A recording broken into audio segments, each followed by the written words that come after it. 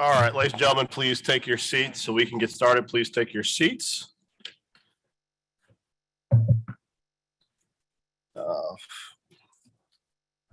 I would like to call this meeting of the Sewage and Water Board of New Orleans Building Ordinance Advisory Committee to order.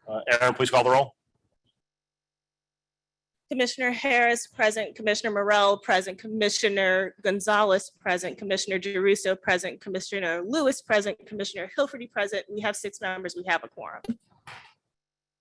Thank you, ladies and gentlemen. For today, we have consideration of the ordinance calendar number 33832. Previously, we had the election of officers. We were unaware if we would have a full committee today, so we deferred that. If Councilmember Thomas is able to get back, we may take that up today. If not, we'll take it up at the next meeting. But that was the reason why it was on the agenda and taken off, because we didn't feel appropriate to have that vote without all members present. So with that, why don't we have Councilmember Moreno give an overview of the bill, and then I will explain the large passenger that hopped on her bill. All right, thank you, Commissioner, for allowing me to present my bill, which was a little bit hijacked to do the overall organizational pieces of this particular commission. So what I've been working on along with the rest of the council, and you'll notice that all 7 members of the New Orleans City Council are part of this ordinance, is that we had been receiving complaints for quite some time that individuals who were disputing their bills were either having their service shut off by the Sewage and Water Board, or they were being sent to collections. And so we thought that this was an inappropriate act to take while someone is still in the dispute process. And I know that there's been a little bit of back and forth as to, the Sewage and Water Board sending us a letter that this is not happening, yet we're still hearing from customers who tell us that it did. So what this ordinance does is, now that we have the ability due to this commission to regulate billing practices, is to prohibit anyone being disconnected or being sent to collections should their account be in that dispute process. So that's what my ordinance was initially meant to do. But then due to the fact that we did not have an ordinance yet that created the organizational structure of this particular commission, Aaron Spears, who is the one who is our facilitator of this particular commission, said, you know what, I'm just going to put it all together. And it actually made all the sense to do that. So I've explained my little section of this ordinance, and Councilmember Morrell, I'll turn it over to you to talk about the organizational piece of the commission. Basically, thank you for that, Council President. Basically, for all practical purposes, what the substantial piece of the ordinance does is simply references the state law and creates the enabling language for this commission to exist at the city level. So it just references, generally speaking, the specific statute. It defines what billing is, and it defines what the working group is. So really, it is more of a housekeeping measure to make sure that the enabling language for the commission exists in city ordinance. That's what the rest of this language does. It doesn't actually lay out any definitions as far as any kind of other enabling ordinance, other than what the council president has described. It simply makes sure that the commission is recognized in local ordinance as well, and is put together to do its purpose on the local level. Is that correct, Aaron? Get all the spots? Works for me. Okay. All right. So we have explained both. Are there any comments on the board? Yep. Yeah, you press the button and pull your mic down. It's lit. It's on. So press it again. Okay. You're on now. Very faint light. Okay. Yeah. My question was, if it's over 30 days has lapsed and the investigation is not started, is it? I'm trying to figure out that triggering language on the timeline. Under this is page 2, line 23 and 24. What happens if there's a delay in the investigation starting? I think that is an excellent question for Aaron.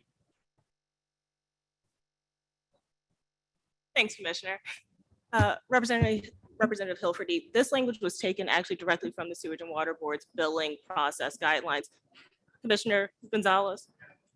Press your button to make sure it's on. If it's a lit, it's on. Press it again. No? Okay, it's on now. Yeah, it's the difference between lit and unlit is very subtle. You have to really stare at it to make sure it's on. Okay, and just to make sure I understanding the question correctly, so what it states here is that it's 30 days, 30 days has lapsed after the conclusion of the investigation. Okay, so the bill could stay in dispute. Let's say if for some reason we're on day 45 and the investigation has not started, the bill just remains in dispute until the investigation is finalized and then 30 days has passed. Yeah, Commissioner Hilferty, Commissioner Gonzalez is correct. The language is designed to, for as long as a bill is in dispute, as long as it's going through the process with Sewage and Water Board, and until it has reached a conclusion through that process, it remains in dispute. Got it. So you have 30 days until the conclusion of that process. So after the investigation is complete, still 30 days after that, it's still considered in dispute. Understood. Okay, and the customer is notified that the investigation is complete? Absolutely, yeah. How does that occur? Typically via hard copy. Okay, so they'll get a notice in the mail saying the investigation is complete. And are the findings of the investigation in that letter, or do they then okay. Yeah. So the findings in the investigation are in that letter, then they can dispute that investigation? Is that how that works?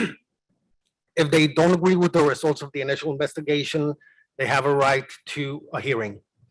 Okay, And then we schedule a hearing. The hearing takes place. If they still are not satisfied with the results of the hearing, they have a right to a rehearing. okay. Thank you. Yeah,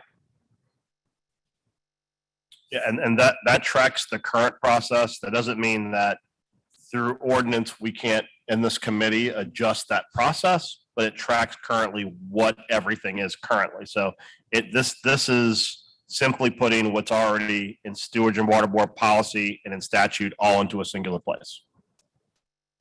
Do we have any other questions from anyone on the dais? We have, Mr. Morgan, come on up. He has a comment on the ordinance.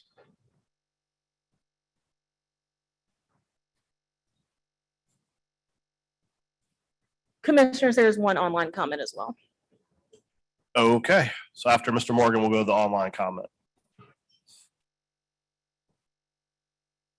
Good afternoon to everybody in the house. And my subject is the bill. The people are complaining that the bill is just like a cancer that is elevating and growing and growing and growing. And they feel that sooner or later, they will come to a time where they won't be able to afford it. And they feel that it is wrong for them to lead a system like this that will destroy one of the necessity needs in their life.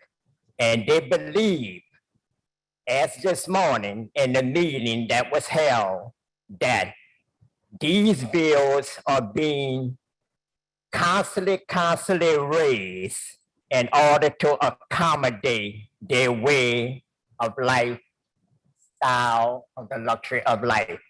Anytime a person, a director, can give himself a $50,000 raise, and always the company complaining they're in need of money and millions of dollars that has went through this system, through the federal government, and even millions and millions of dollars is reserved in the system of the infrastructure that the president has okay.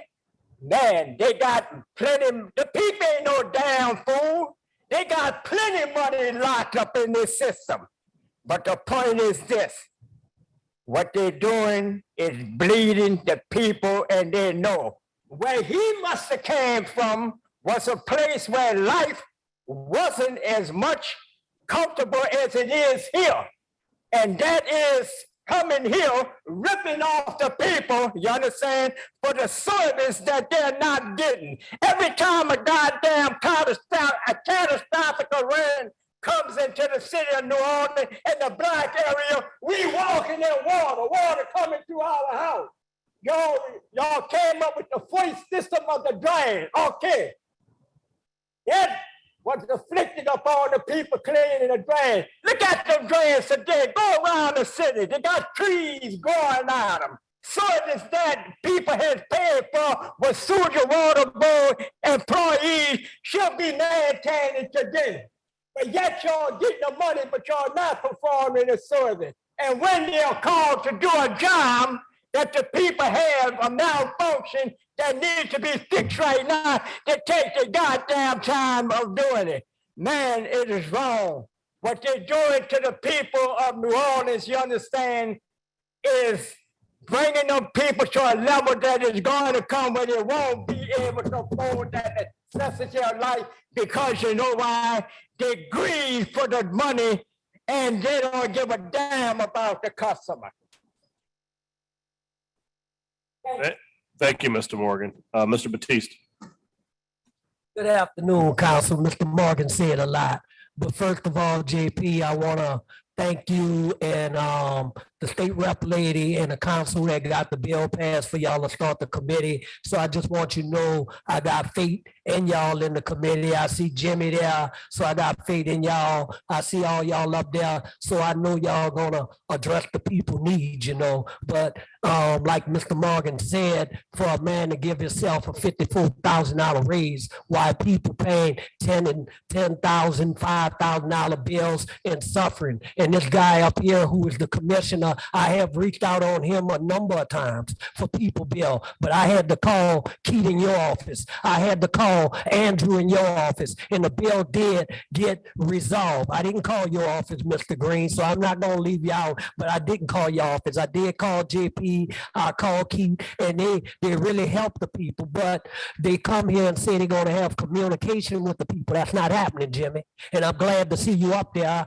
and I really believe in this committee. The people, water is still being cut off for high bills. And when you call Swbno Water Board, they come here and tell you this, but they're just telling you the rules because people are trying to get in touch with Swbno Water Board. And I'm asking y'all, I know y'all just forming this committee. I know you just got the bill passed, but I'm asking y'all to lay down a hammer for the people, because when you got a senior citizen getting like $841, but she got to rob Peter Paul to pay a $2,000 water bill, $3,000 water bill, when we know energy robbing the people. And I know y'all doing some major things doing that. So I trust this committee to do that, man. People need help. People trying to pay their bills. And you know, this guy here, I always see him. I don't see him in town. I always see him with a flood. And I'm not trying to attack him or not. He's always on a TV, you know what I'm saying? But you and him, y'all not getting the job done. Y'all just getting the check. I'm going to tell the truth. Y'all got employees that work, right, on y'all time, and they take y'all Swbno Water Board calls, tell the council, and y'all have bust them, and y'all that gave them a pass when it was not punching the time in on the clock. Y'all have people that's getting their family credit, $5,000, $10,000 credit, and it's the taxpayers' money. Come on, tell the council the truth. Tell the council. And what I'm asking this committee to do, tell the Swbno Water Board, give y'all the records of all the investigations that they didn't pass on and they let go. Because a lot of stealing, a lot of robberies going on. And I'm asking this committee to make sure that they be fair, hold their feet to the fire. And if they're not doing it, do what y'all do. Because I got faith in y'all up there. And I know y'all ain't going to cut no corners. But we got to hold Swbno Water Board accountable. Thank you. I was in management myself. I was a director. Never have I ever known a director being on a time clock. I had their own people when I'm sitting in front of my house, passing their truck and tell us they denied overtime, but yet doing idle, their director could be on a time clock generating $5,000. Their own damn people when I'm out there in front of the house doing any kind of work and pass. I have never known any director being on a time clock because I was on a set salary. And most of the directors I know that talk to and ask them, was you ever on a time clock, man? Hell no, Mr. Morgan, you know better than ask me that because we was always on the time, on the set salary. And one more thing, one second. Why the pumps never work? You know, we hear too many excuses about these pumps. They brought the President Joe Biden down here, and we keep hearing all this money going into the pumps, but every time it flood, a little light rain come, we see people cars and rain coming in their cars. So I want to know why the pumps never working. And it's not for the committee, because I know y'all just getting started, and I know y'all gonna lay down the hammer, but I want to know, why are the pumps always out if we pumping millions and billions of dollars in the pumps? Thank y'all. Thank you. Thank you, Mr. Batiste. Thank you, Mr. Morgan.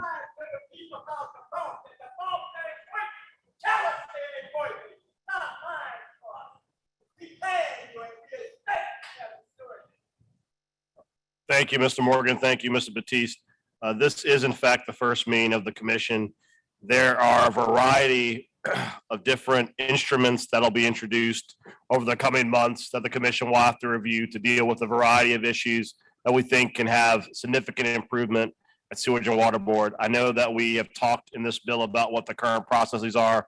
For example, regarding appeals, some of the issues that we targeted in the legislation authored by Representative Hilferty and carried by Senator Harris dealt with issues like making the appeals process more transparent and reliable, dealt with issues such as introducing the idea of a council hearing officer as a final stage of an appeal, like we do with property taxes and the like.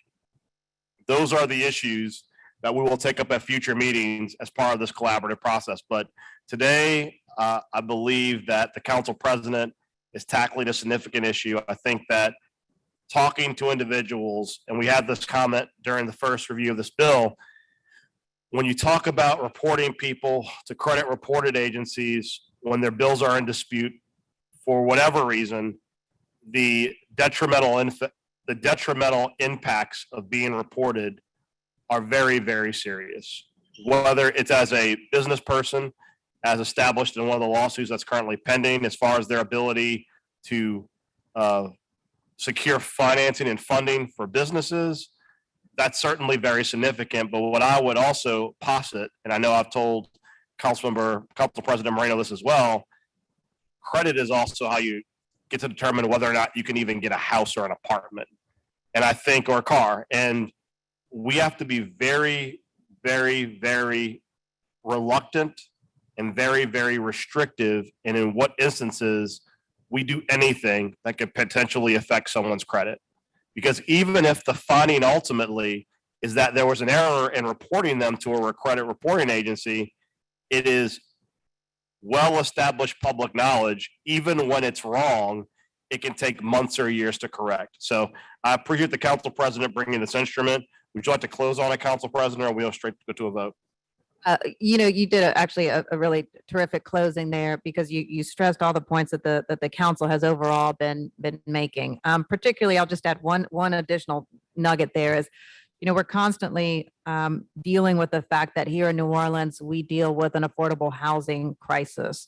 So when someone does have the opportunity to be able to finally reach that goal of getting affordable housing here in New Orleans, the last thing we want is for there to be an additional barrier of having a knock on your credit score that could potentially, prohibit you from getting that housing that you and your family may need. So, I think this is a proactive measure, something that should have probably been in place long ago, policy-wise, but I'm glad that we can move forward with it now. Thank you. Representative Helferty. One more bite at the apple. Thank you, council member. I don't see it addressed in here, but, and maybe it could be addressed in a future ordinance, is I don't want to see late fees assessed on something that's in dispute. And maybe Mr. Gonzalez can enlighten us on that. Can a bill that's in dispute still accrue late fees and penalties? Not for the portion of the bill that's in dispute. So the portion of the bill that's in dispute, that is Excluded. excluded. Okay, Yeah. thank you. All right, that clears the speakers. There are no in-person speakers that like to speak. We have one online comment. Yes, the comment is from Val Cupid. Why is it that a person of average intelligence can find obvious billing errors and the customer service representatives are not allowed to fix those errors? I've been told they are not allowed. They kick it to a manager. What is their purpose to serve? That is the comment. Thank you for that. The board is clear. I will move that we report this bill to the full council. Councilman Jeruso seconds. Commissioners, please vote your machines. They should lie up in front of you. All right, we have 4 yeas and no nays. Oh, if you need help logging in, we'll figure that out in the future. We have 5 yeas, no nays. The bill will be reported, the ordinance will be reported to the full council for a vote. Commissioner Senator Harris would like to take personal privilege. Thank you, Mr. Chairman. I just wanted to speak from the state standpoint and one to say I'm very happy that we have this opportunity to have the collaboration between state electeds as well as our local council members. Representative Hilford presented a bill that in its initial form, many were not happy with. I spoke with Council Member Morrell several times on the bill, and I just wanted to publicly state that without his work and his leadership on that particular piece of legislation, we would not be here.